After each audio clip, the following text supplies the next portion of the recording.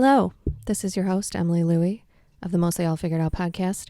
I'm here with a little pre-clip before we get into the episode, just to say if there are any children around, get rid of them. Get rid of them. Throw them outside. It's not that cold. Put them in the basement. Put them in their rooms. Whatever you got to do.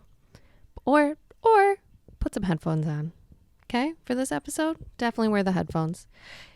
Enjoy! Welcome to the Mostly All Figured Out podcast. I'm your host, Emily Louie. Before we get started, we are here. We're in a special space today. We're going to talk about that in a minute, but first, so that I don't forget, I'm going to talk about my sponsor, my single sponsor. Yes, we have a sponsor. Fancy. Free Street Tavern. Ow. Free Street Tavern is the best dive cocktail sports neighborhood bar in Buffalo, if you ask me. Oh. Where else are you going to get that combination? I don't know, but you should go there, and Josh should give me some words that he approves of to say instead of me coming up with these. So, Free Street Tavern, thank you for asking. It is on Niagara Street. I should find out what the actual address is. I also think I'm screaming right now, so I'm going to turn my sound down here at Mostly All Figure Out. Yeah, move that closer to you. Okay. We're figuring it out here. We're mostly all figured out. That's right. And see if that helps. Yeah, that's better. Okay. Yes, so thank you to our sponsor, Free Street Tavern. We love you. We love you. Today, we are in the Bird's Nest Circus Arts Studio with my very good friend, my longtime friend. How long has it been now? Like 10 years. At least. Because I was in college. Me too. Okay. And so, yeah, I think it was 2010. Yeah. And it's 24. So it's been at least 14 years since we met. Yeah. Sarah.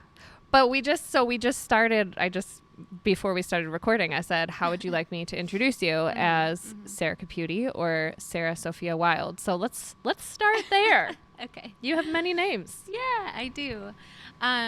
So I have a number of friends. I think it's like kind of a common thing in the hippie yoga spiritual community that like when you come into your own, you kind of change your name or someone changes it for you. Like my roommate told me that her yoga teacher training gave her a name. Yeah. And so a couple years back, a couple years, like 8 years ago now, I had a dear friend who kind of got me into aerial arts originally, and she had changed her name to kind of embody the company that she wanted to create. And so that, I guess that was moving through me. And let's see, how much information do we want to share right now? We're just getting started. We are just getting started. I always felt that I didn't love my name growing up. And Sarah is such a soft name. Mm-hmm. And I worked for a time in a strip club, and you come up with a stage name when you're in the club. And the name that I chose then was Nikki, and it felt like a very like harsh, like I needed a stronger name. And when I stopped dancing in the club and coming back to having people call me by my natural name, my birth name, I felt this dissonance. Like I wasn't Sarah, but I wasn't Nikki, and I was starting to feel this call towards what I really wanted to be creating. And I felt like I needed a name.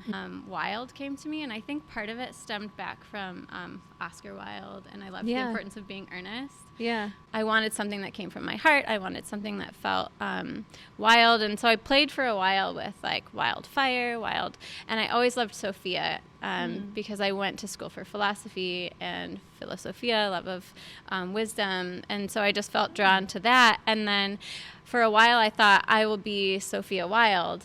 And then my cousin had a daughter and named her Sophia. And so it just kind of merged into Sarah Sofia Wilde. Got it. And that is, so Sarah Caputi is obviously still very much my name for my family and people that know me well. And my professional name, or the name that I feel embodies the work that I do, is Sarah Sofia Wilde. Got it. So Thanks. So we got a little bit ahead. Yeah. Well, let's back it up. Okay. Let's back it up to give a little bit more history. So Great. you and I, like we said, we met 14 years ago serving at Carrabba's Italian Grill. Yeah. Fine establishment.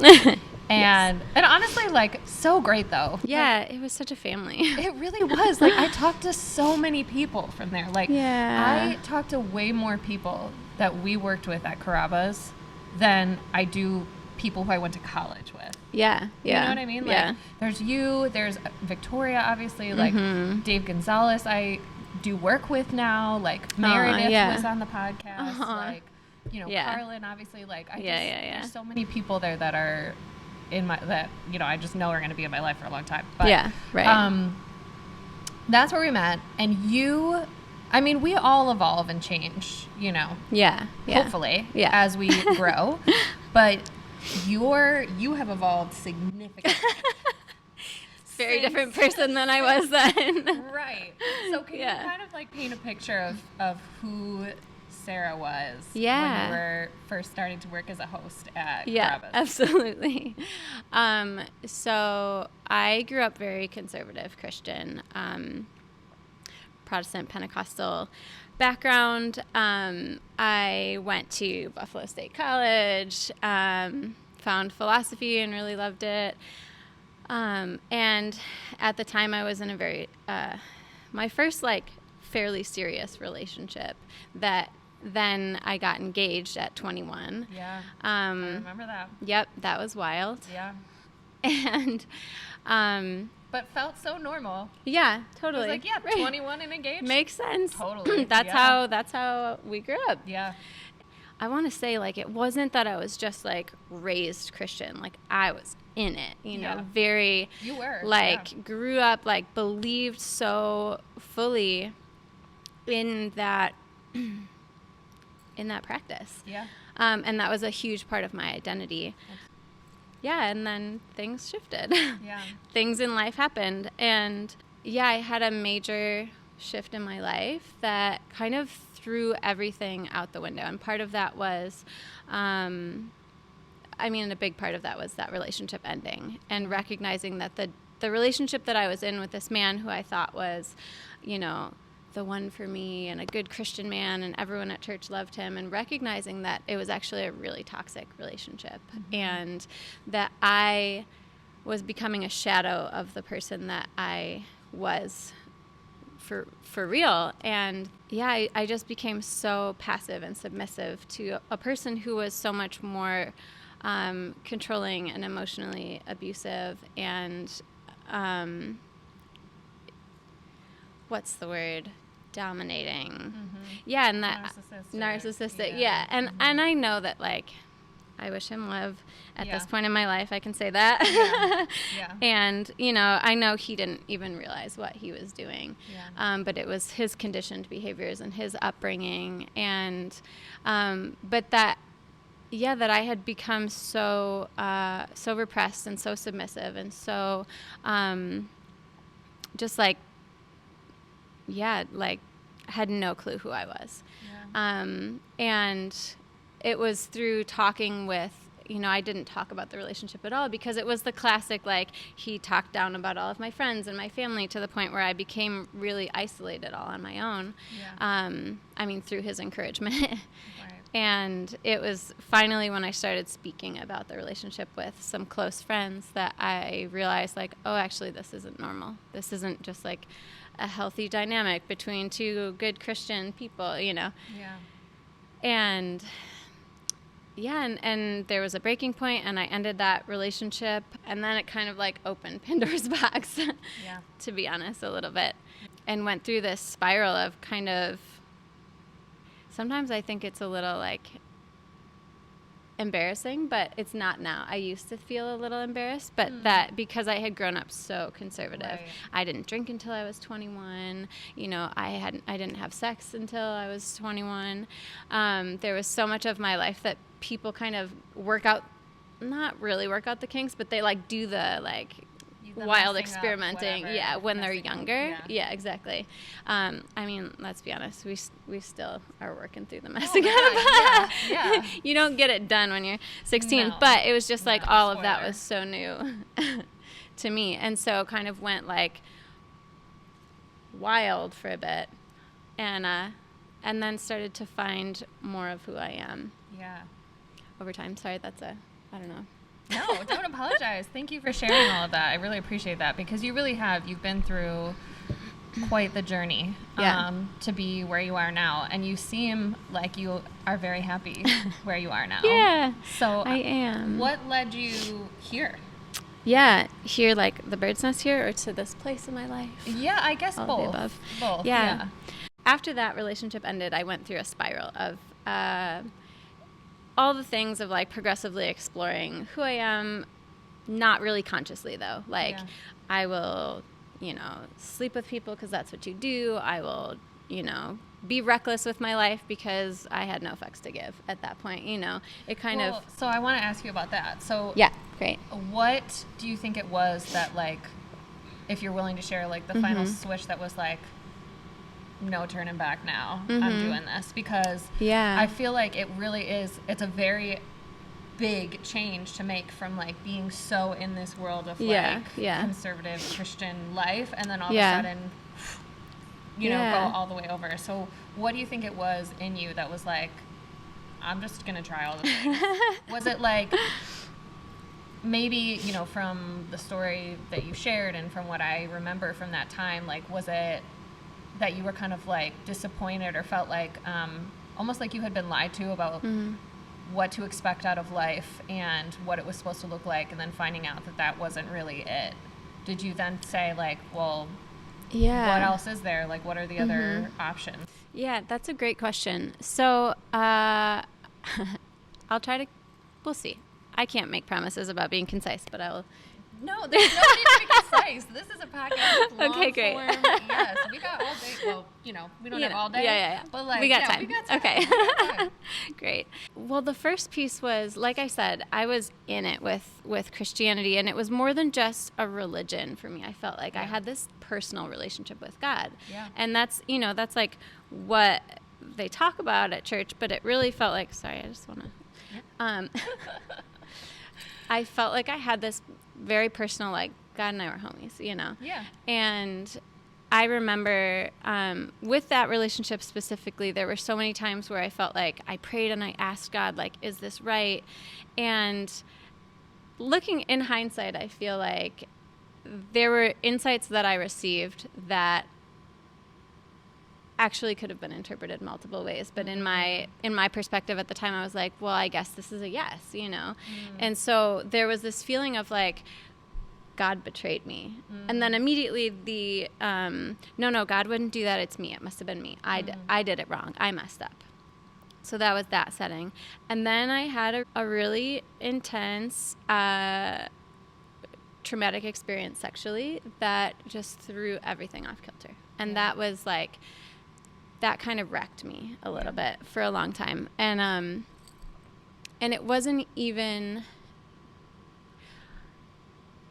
I'm going to say this, but from the outside, I feel like you could look at that experience and say, okay, this is my own judgment coming in. I'm just going to say that. But I've had a lot of this feeling of like, that wasn't even that traumatic of an experience, objectively speaking, like, why did it fuck me up so much? But it did, and we can't control how much experiences affect us and trigger our own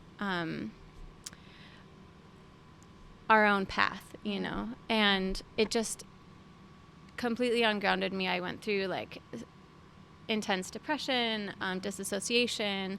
I was having PTSD symptoms from it, and that was where, in that phase, I was like, I don't even know who I am anymore, and this complete ungrounding. Did you feel like what you just said there about I sometimes I feel like it shouldn't have affected me the way that it did? Did you feel that then, or is that something that you think now?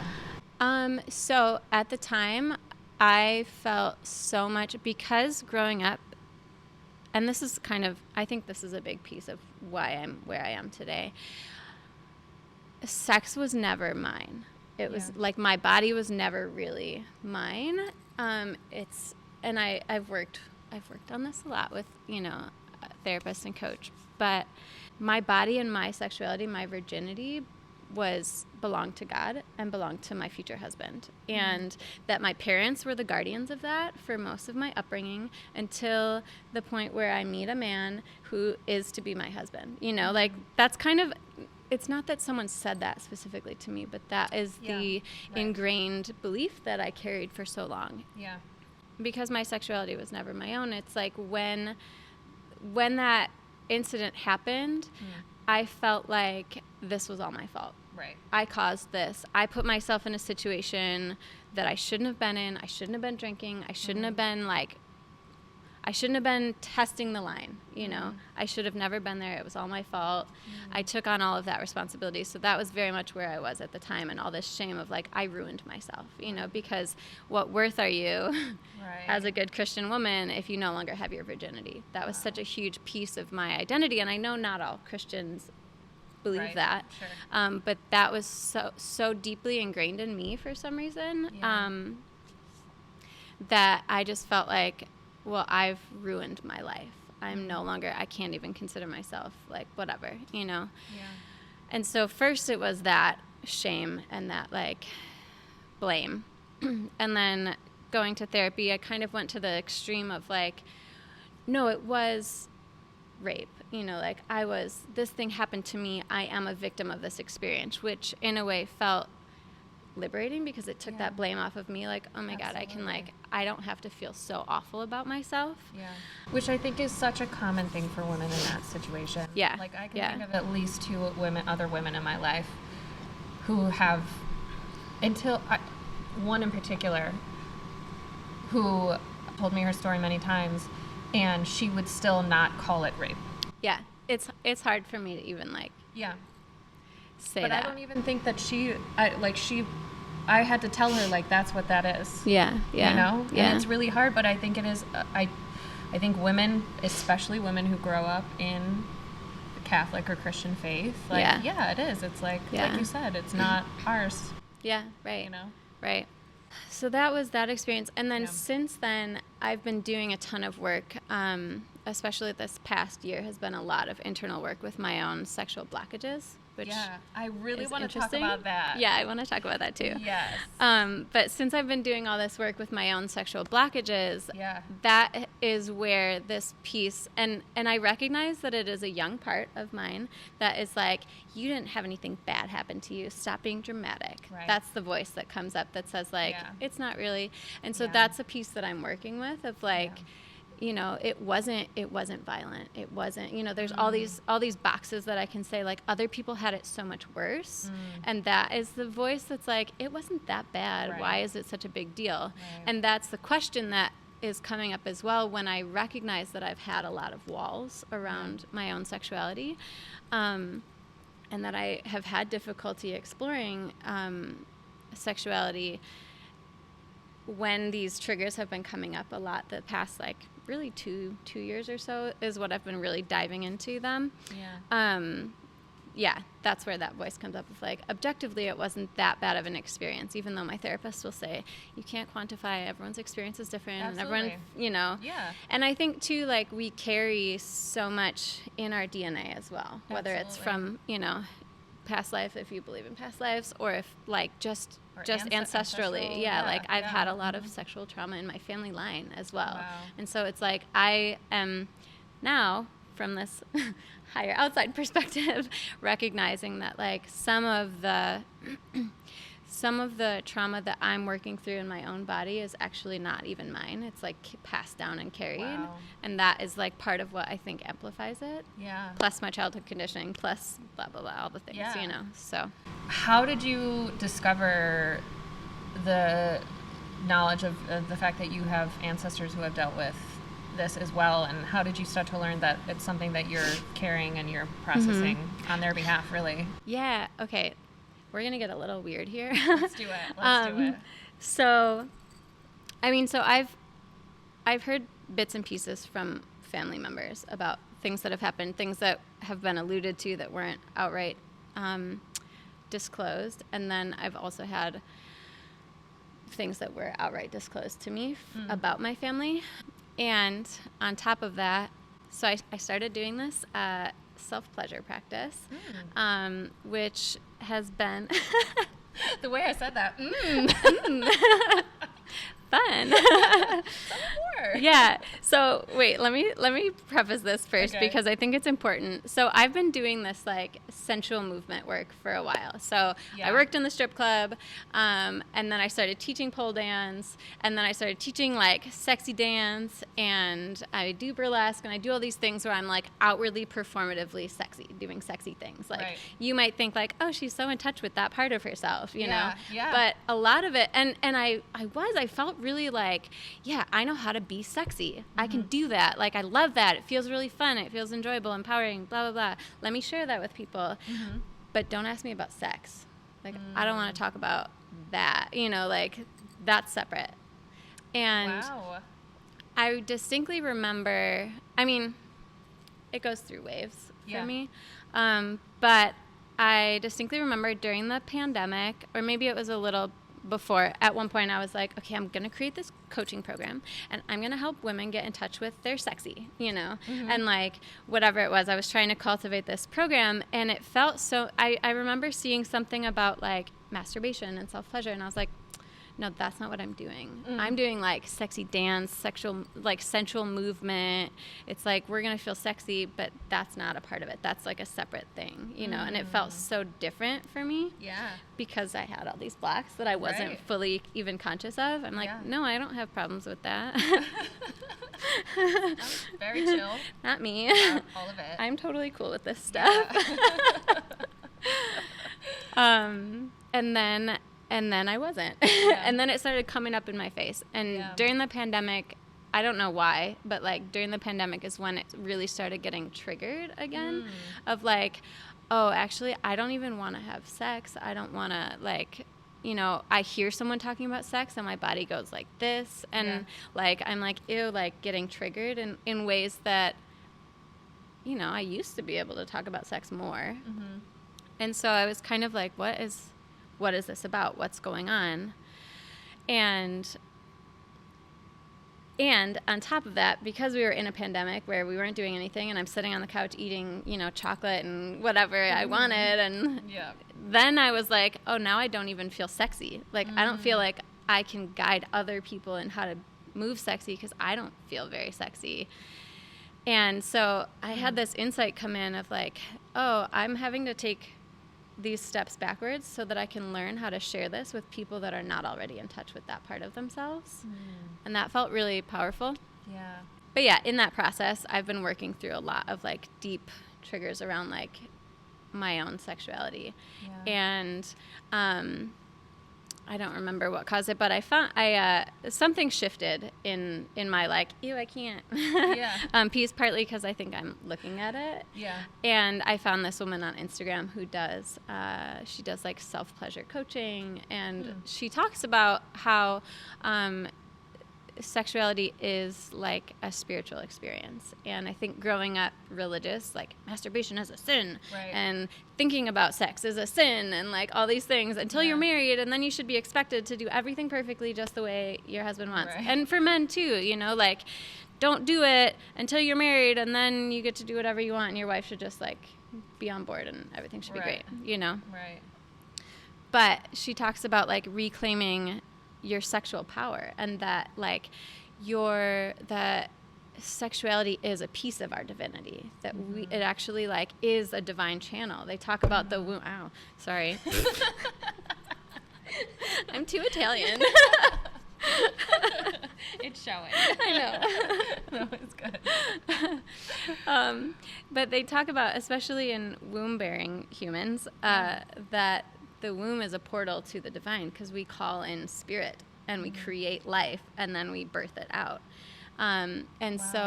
This, as a society, the oppression of the feminine and of feminine sexuality has really been devastating for all of us, because like when when men who love women recognize the like power and potency of the pussy and the womb, there's so much magic that can happen in there, and so much intuitive wisdom and access to God that we've just completely forgot. There's this book that I read, and I love this quote so much. I don't know if the goosebumps are because it's cold in here, but anyway, is that like the greatest sin is that we separated our sexuality from our divinity, that we've convinced the population that sexuality is a sin. That's our greatest sin. That like our sexuality is actually our highest connection to source, or can be, you know. Now I have goosebumps from the cold or from yeah, I feel like you're in flow right now. You are like giving us some really good stuff right now. That's so wow. I mean, yeah, obviously. So I am definitely like beginning on my journey with all this stuff, you know, because like I don't think my it was kind of similar, our backgrounds. Like I grew up in a conservative Catholic house, you know, very much, sex is bad. Like I will never forget when my mom found out that I had sex, which wasn't until I was 23. How devastating that was. Actually, I think I was 24. And how it just like caused a major rift in our relationship. And so just when I, you know, convinced myself like, oh, I'm good, then I find myself in the same thing where I'm like, I don't. So how would you direct people like me who are starting to awaken to all of this, if you will, and who want to get more in touch with, especially womb-bearing people, like the divine feminine parts of us, and reconnecting spirituality to sexuality? Yeah, I love that question. So I am still in process with it for sure, but I really, honestly, I feel like a self-pleasure practice, like touch yourself, you know, it's like, because too, I think like, and I want to talk about that more in a second, because it hasn't been easy for me. But like, you know, if you can find like divine connection when you're connecting sexually with another person, but if you've never done the process of like actually getting to know your own body and like getting to know what arouses your body and what, you know, like how to raise the energy upwards and how to like really get in touch with the full fuck yes of your pussy, like you won't know what that is. I mean, you might experience moments of that with a partner, but there's something really deeply powerful about experiencing that with yourself. And like I said, I found this woman on Instagram who, like, she would just share, like, pseudo-explicit things about her connection with her husband. And at first I was like, wow, that's a lot, but actually I'm, like, really into it, you know? It was, like, this deep, beautiful, like, sexual connection. And so finding her, and then I've been listening to this podcast called This Tantric Life, and I can't recommend it enough. I need to get into that. I know. I need to start. You keep telling me I don't know why I haven't. You know, I feel like everything comes when you're ready for it. If you're not feeling drawn to it, then it's not the right time. Yeah. That's you know, tapping into the feminine flow. That's right. But listening to other people. So in This Tantric Life, she talks a lot about Tantra and Neo-Tantra and like different practices of breath work and getting in touch with your body. And that's part of it as well of like, so you can just like jump into doing a self-pleasure practice of like masturbating more often, or like, but the self-pleasure practice is different than just, I'm just doing something to get turned on. It's, I'm going to be really present with my body and I'm going to feel the sensations that are feeling. So this is a little bit of like, being more embodied, becoming more embodied. And things like starting slow if you need to, like just saying hello to your pussy, being like, hi pussy, how's it going? How you doing today? You're beautiful, you know? And like, honestly, the first time I was listening to an audiobook, and the woman who wrote it, Mama Gina, it's called Pussy, a Reclamation is the name of the book. What is it? Pussy, a Reclamation. Amazing. And Okay. it's like reclaiming the word pussy. Yeah. Even that word, see, like you Yeah. it was a different word for me, like saying the word pussy. Yeah. Was a challenge. Yeah. Yeah. And that's kind of what her book is all about, that like pussy is such a word that we've like, it's so complicated, and we've given it all these meanings. Yeah. And so her book is about like reclaiming that word and also connection to it within your own body. Interesting. Yeah. And so, so I was listening to the audiobook, and she's like, say hello, pussy. How you doing, gorgeous? Something like that. And my body was like, fuck you, don't talk to me. And I was like, oh. Yeah. Interesting. Oh. Now what? Yeah. I'm so sorry. Yeah. And so I just want to acknowledge that, like, for people that either have a lot of like shame conditioning around their body and around masturbation and around sex, that's going to be challenging. And that's part of the like, okay, I'm going to continue showing up even though it's challenging. For people that have sexual trauma, like that brings up a lot. And so for me, working through that has been, okay, I have to baby step it, I can't just say, hey pussy, how's it going, what's good, I have to be like, what's good, I'm here when you're ready. I think you're have a beautiful. nice Yeah. And it's like, and that was a huge realization for me, because I'm like trying to do this self-pleasure practice and feeling frustrated and feeling like my body is not responding, and I don't want to sit here and like feel my body get tense and uncomfortable, and like, I'm supposed to be having an orgasm and it's not happening. And now I'm even more frustrated, And so just recognizing like, okay, I need to baby step it. I need to ask my body for permission to even engage at all, which has been so huge for me, because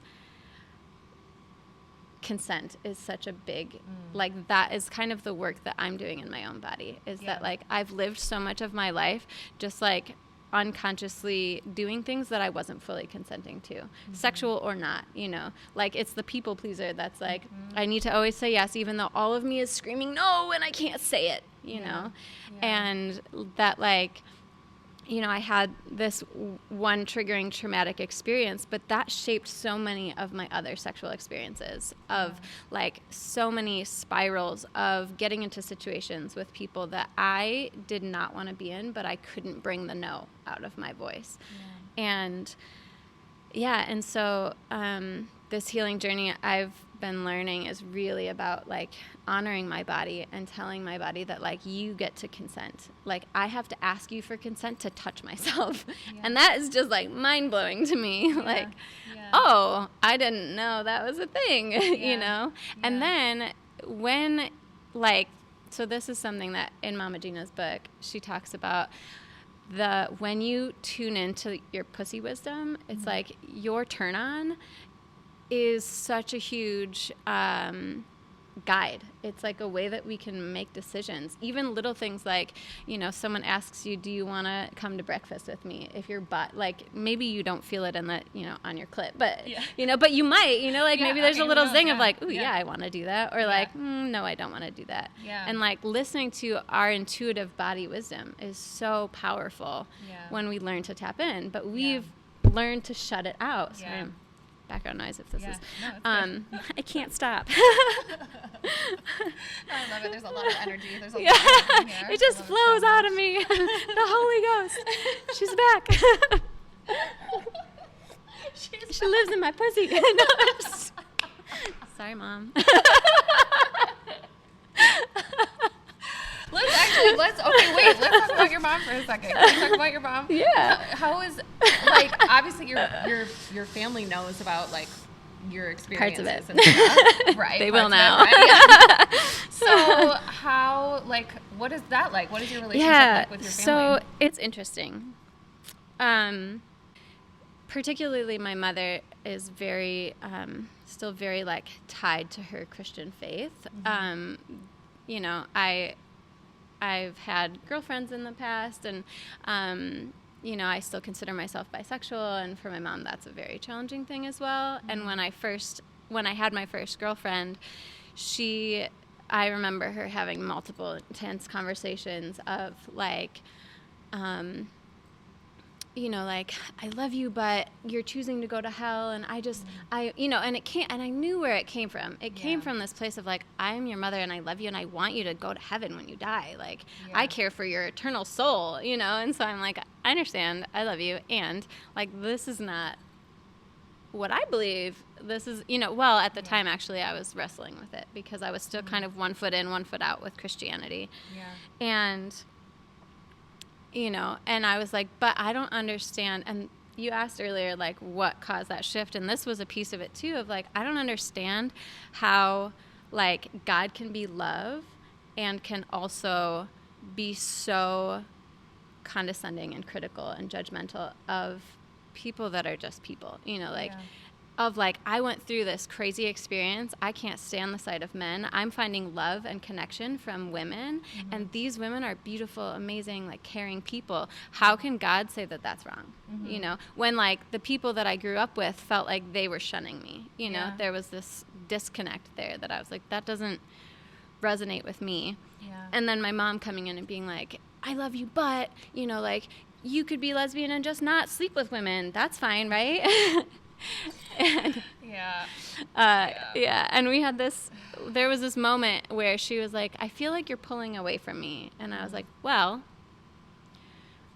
when, you know, I know what you believe.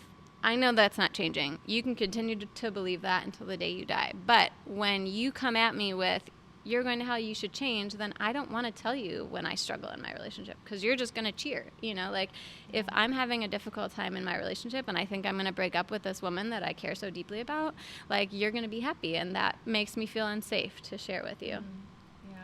And so I feel like she chose to stop sharing so passionately her views because she wanted to preserve our relationship. That's really beautiful. Which was really sweet and simultaneously kind of sad because I noticed in her a piece shut down. Oh, wow. Where she felt like she couldn't connect with me in the same way. She couldn't share herself authentically. And so that has been a journey of, it's been an interesting journey. Yeah. And I think we're coming to a point now where, I mean, it's easier for her to accept because I'm in a relationship with a man. I think that helps her. But in terms of my relationship with, like, Source and God and Spirit, you know, we have these moments where she kind of keeps her mouth shut, but I've been expressing myself more. And I feel her starting to see me more, which is huge. Yeah. I want to backpedal a tiny bit, but there was also a moment where my mom was feeling really depressed about things that were going on in her life, her and things with my dad and everything. She was just kind of in a low point. And I had this time where I was like, hey, Mom, I think I'm going to start like coaching people. I'm really excited about this. And I was feeling like I really wanted to share this part of my life with her that I felt excited about. And secretly in my head was like, I'm going to tell her this thing because it'll make her happy. She'll be happy that I'm doing well. And when I expressed, like, she was like, oh, what kind of coaching? And I told her, like, oh, like, you know, helping women feel sexy and empowered and, like, sexuality coaching, you know, that kind of thing. I don't remember the specific words I used. And she was like, oh, and kind of shut down. And for me, I was like, oh, you know, like but I realized that I was trying to share this part of myself with her, one, to, like, show her who I am and to get her approval, and two, to, like, cheer her up and take care of her emotions. Like, I was like, if I do this thing, then she'll be happy. And that was kind of a big realization of, like, I can't be responsible for her well-being. I need to just continue to be me. I need to continue to, like, show up as me whether she accepts it or not. And the more that I've done that, the more that she has been able to open up to me about her and her feelings and her life. And the more she's like, even though she's still working through it and uncomfortable, because she has the same conditioning I do, you know, she just hasn't shifted out of it as much, you know. And so like, I have so much compassion for her in that sense, and for her process. And like, we just had this big event here, Fementine's Day, It's like a femme empowerment, sensuality, burlesque, dance sexy, be sexy if you want to, or be weird, you know.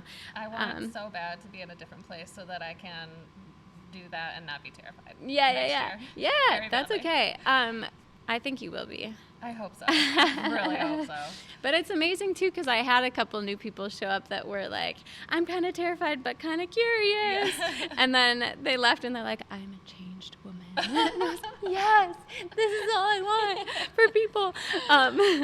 So it's okay to show up terrified, just putting that out there. Okay, that's great. Yeah. You don't have to know. Bring my sister with me. Yeah, oh my God, I would love that. I would love that. She will love it. Yeah. Yeah, but so I did a striptease performance for the show, because we had at the end of the event there's a show, and it was actually like, it was not like a raunchy striptease. Those are fun too. I love those. But it was like a very emotional one, and the outfit that I wore was like, I was wearing like a nude bra and nude underwear and just very like vulnerable, and I felt like I needed to be really vulnerable. Yeah. And I started telling my mom the story about the weekend. She asked how it went, because now she understands. She even, sorry, I know I'm all over the place. No, you're good. I love it. I'm with you. I'm following. But a couple weeks ago, I'm so jumping cute. out of order. My ADHD is. This was a big moment, though. Too, I was telling her that I wanted to do this like sex, love, and relationship coaching course, but it was pretty expensive. I didn't end up doing it this year. But I was talking to her about how much I wanted to do that, and she looked at me and she goes, I think you would be really good at that. And that was a huge moment, like a turning point of like, oh, she's like seeing me for me now, even though it's like still a little uncomfortable for her. Yeah. That's so cool. Yeah. And so I was telling her about this event, and what was really powerful, like this year's event was really, really powerful. It was really powerful for me, but I think it was also really powerful for everyone who experienced it. But I've been learning to like tap into flow a bit more, and not let myself get stressed out about needing to have everything planned, and just be like, okay, I'm going to trust that like spirit is going to speak through me, that the medicine that needs to be shared is going to come, even if I don't know what that looks like yet. And so I was telling her this story, and I was getting lit up the way I do. And I was like, I've been learning to like trust that I am always fully supported, and what needs to come through will come through. And she goes, huh, supported by who? And I'm like, and it's funny because I'm actually starting to reclaim parts of my like verbiage from my religious upbringing. Like I will say God, where for a while it was like universe. I felt universe, source, and I'm like, no, like God, universe, source, it's all the same fucking thing. And like I connect with God, so why not? And saying things like, I said a prayer beforehand, like I'm like, I don't pray, but now I'm like, no, I pray, and I pray to myself, and I pray to God, and it's all like flow and source and connection and God and whatever. So but when she asked that question, I'm like, well, I'm not going to say God to you, because that's going to feel like so I'm like, God and universe and stuff. And she's like, huh, okay.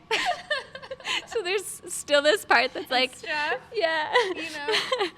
not going to give you everything you want, but a little bit. But like it is, I am coming back to that in ways. Anyway. But she's still like, she goes, I was telling her how beautiful this performance felt for me to do. And she's like, did you get a video of it? Is it something I would want to watch or not? Maybe I shouldn't watch it. And I was like, well, it is a striptease, but it was really beautiful and artistic, so you might like it. And she's like, well, you watch it and tell me if you think I should watch it. So anyway, long-winded answer for that question. Do you have a video of it? I do, yeah. Can we share it? Maybe. Let me think about that. Okay, I think it sounds like it was a little bit more like intimate and for the... Yeah, I'll show you, and we can decide together. Okay. All right. Well, I'm going to ask you the final question, because we're already like almost at an hour here. Sorry. I'm having so much fun. Well, okay, maybe there's one more question I want to ask you, because I did want to talk about the self-pleasure practice a little bit more at some point if we have yeah, time. no, let's talk about that. Let's Okay. get into that. So, like, the question that led to that I asked you was, like, someone who's starting out on this journey now, what should they do first? So, what does that mean? Like, where do we begin with that? Like, you just start, with a like, self-pleasure practice. You, like, schedule it You know? in, like. Yeah, actually. So for me, I had heard the word self-pleasure practice because I'd been listening to this podcast, but I hadn't engaged in it before. And then one day I was just like, doing my thing. And I realized that it was going to get personal, but like as I was feeling, so they talk about in Tantra that like when you masturbate, essentially, you can, through breath work and different practices, you can allow the energy to rise upward. So like when we stimulate ourselves sexually, like the energy can just stay in the root. It can stay right around the organs. Or the sex organs. Anyway, or you can allow that. This is the best podcast ever. Good, I'm glad. Like, we go from, like, so serious with the sex organs. This is great. Yeah, okay, good. Make sure your children were not in the room for Yeah, this yeah. whole podcast. Probably should have said that at the start. They weren't. Yeah, sorry. Anyways. But you can allow the energy to rise upward through the system and then out through the crown, and you can have these mind-blowing cosmic orgasms. Wow. Where you're like connected to like divinity. You can see hallucinate. Like there's like unlimited stuff that I'm like, I have no idea. What? Yeah, I'm like, I want that. Yeah. I believe it's possible. People talk about it. I want that. So the one day, my orgasms are not like that, So I'm like, okay. So the one day I'm, doing my thing, and I'm like feeling the pleasure start to rise through my body.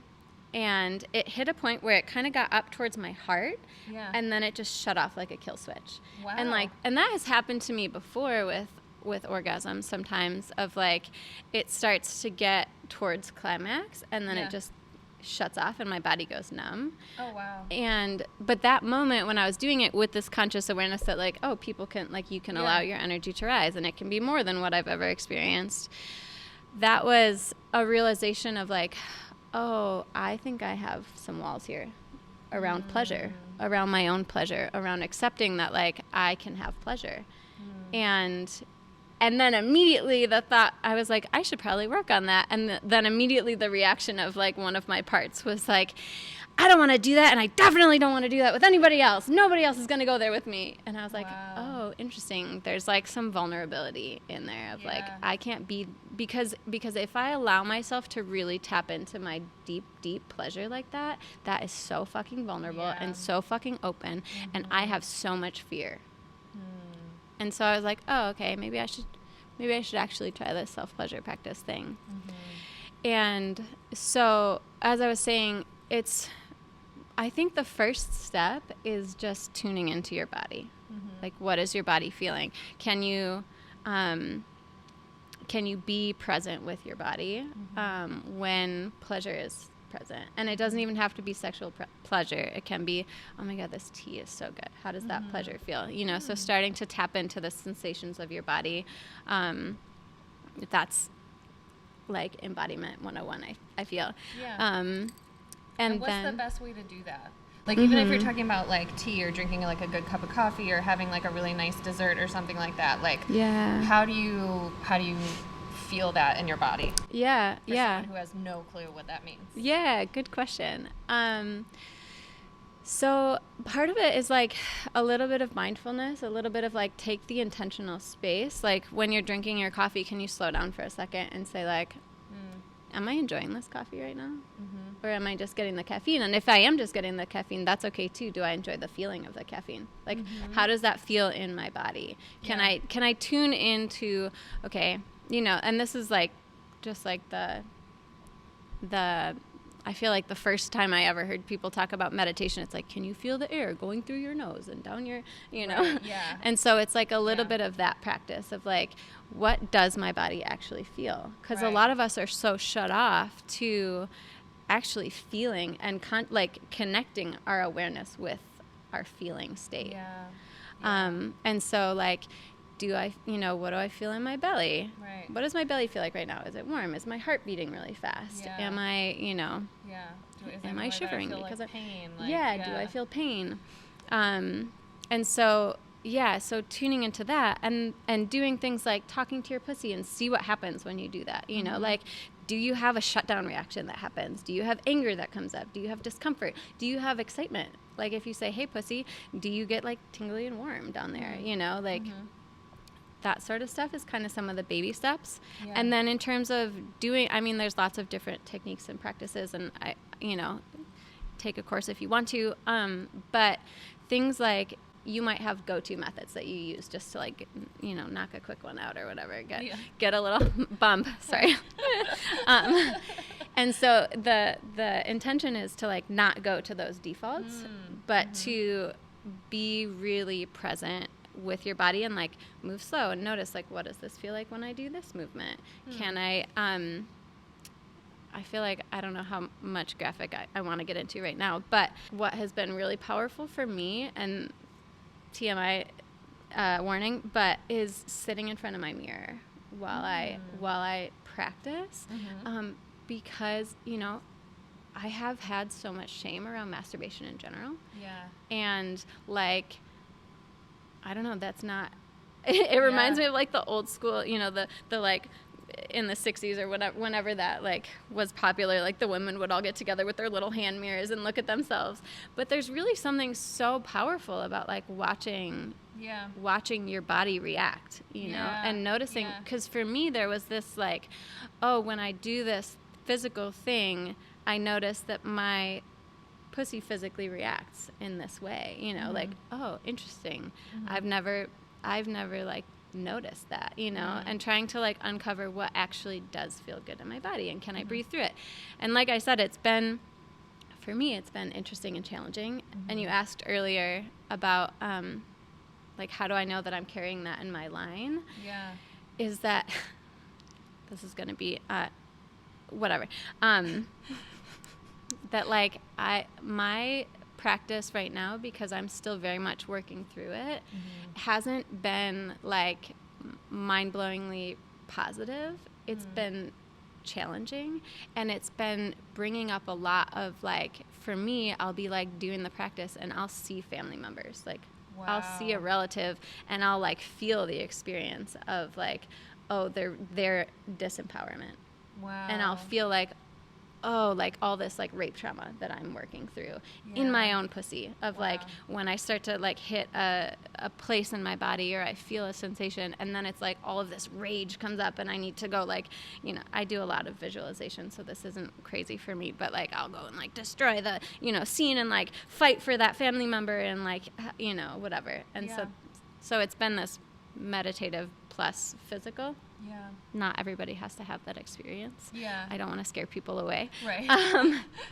But so we don't necessarily have to go into battle. You don't have to go to battle through the self-pleasure practice. It can be. If you do, that could be wild. So maybe that could help you have some really great orgasms in the future. Exactly. Be open. I feel like I want to share that just because in some of the practices that I've been doing, it feels like the majority of the conversation around it is like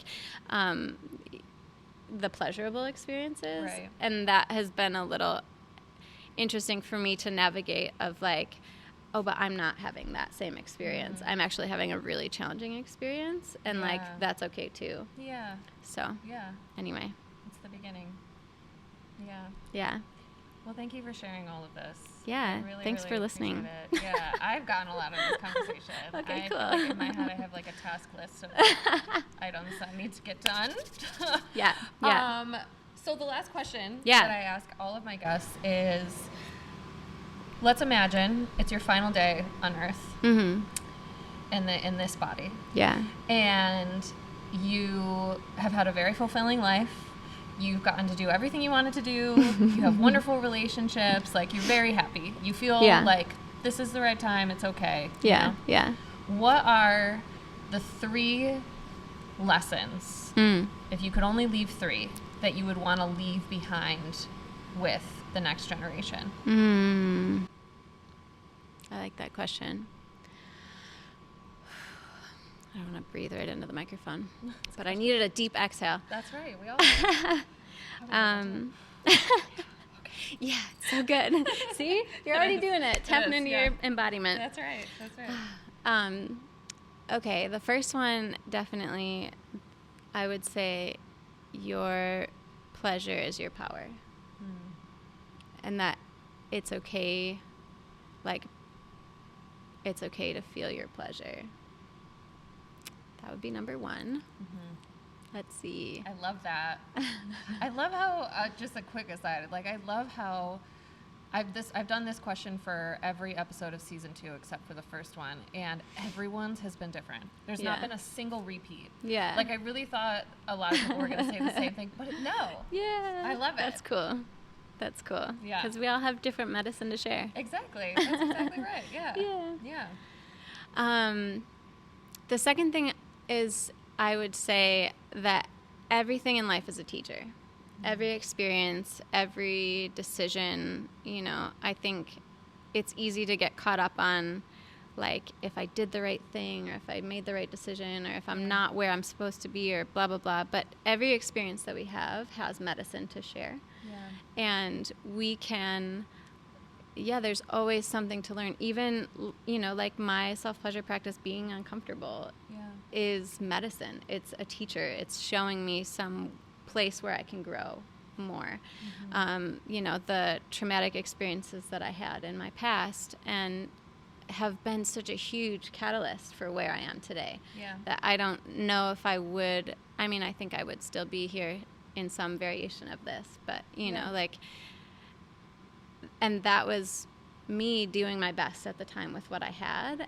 And now I can be me here going and healing that part of myself that wasn't able to, you know. So every experience that we have is a teacher. And which I love that. I challenge everyone who's listening to this right now to replace the phrase "everything happens for a reason" with "everything that happens is a teacher." Everything that happens in our life is a teacher. Yeah. I think that is just such a better way to look at things, you know, because it's so hard. I've definitely talked about this on the podcast in the past. For some reason, I feel very passionate about it. Yeah. There isn't a reason for some of the terrible things that happen, you know? But it teaches us something. Yeah, absolutely. So I love that. Yeah, and I think too it takes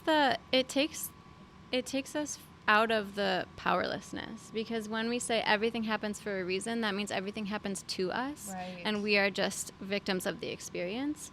Whereas everything is a teacher, it's like, no, we are still in control of our experience. The things that happen that we experience, we can learn from them. Like, we can make the most of those experiences, or we can grow, or we can see, you know, like, deep grief and deep pain is actually really, really potent medicine, even though it can feel like absolute hell at the time, and it can, like, knock you down and destroy you. Like, those places when we are in the deepest of pain, that's what cracks us open to more of our heart. Could not agree more. Yeah, I think that's so true. Yeah. Let's see, what's number 3? I don't know. What if I don't have a number 3? Those two are really good. Those two are really good. Be open. Be open to the flow, and you're so much more supported than you realize, whether you believe in higher powers or not. You know, like, I don't know, I feel like I read this on an oracle card, so it feels a little cheesy to say, but, you know, that, like, when you feel stuck and unsupported, change your perspective, because you're always so much more supported than you think. You know, that there's, like, often I think we feel so cut off, and that, like, we're doing this on our own, and we have to, you know, but, like, this last experience with Fementine's Day has really been showing me that, like, if I just open up to, and this is kind of that, like, tapping into the divine feminine energy of, like, if I open up to receive the flow of support or guidance or, like, whatever I need, can I open and be like, okay, I need help, or show me the way, or, you know, I think there's something really powerful in being able to tap into that flow, being willing to, like, open to it, you know, and it doesn't always come clearly the first couple times. It's a practice, but But you have so much more support than you realize. And yeah, when you open up to it, you'll see that that it's always there. Yeah. Okay. That's awesome. all. That's all I'll say. You. Thanks for letting me talk for an hour. Thank you so much for talking for an hour. This was a really, really fun conversation and really good. And like I said, I got a lot out of this. I hope that everyone who listened or watched gets a lot out of this as well. I'm sure you will. So we'll put your information in the show notes for people to follow along and see some of your... Do you have any events that are coming up? Not right now, actually. Okay. Fementine's Day was my last big push for a while. Right. I'm sure I'll have things coming up as soon as I do, but as it goes. But as of right now, I'm resting. Good for you. Good for you. Yes, but stay tuned. Follow Sarah Sofia Wilde, and make sure you follow at Mostly All Figured Out if you haven't already. I have actually been consistently posting, which is really good. Wow. It took a year and a half. I've been liking all of your posts. Thank you. You're I so know, fine. I really appreciate you. I really do. So yeah, please also, if you're watching this, please also go and like all my posts and make comments because we're getting it rolling, and I'd really like to keep the snowball going of gathering people. And that's it. Hope you... Yeah. Oh, this is going to be posted the week of Valentine's Day. Okay, tomorrow. Oh, post okay. this. Okay, wow. So hope you had a nice Valentine's Day yesterday, or Galentine's Day, or Fementine's Day. Yeah. Whatever you celebrate. Maybe none of it. But either way, thanks for listening, and we'll see you next week. See ya. Bye.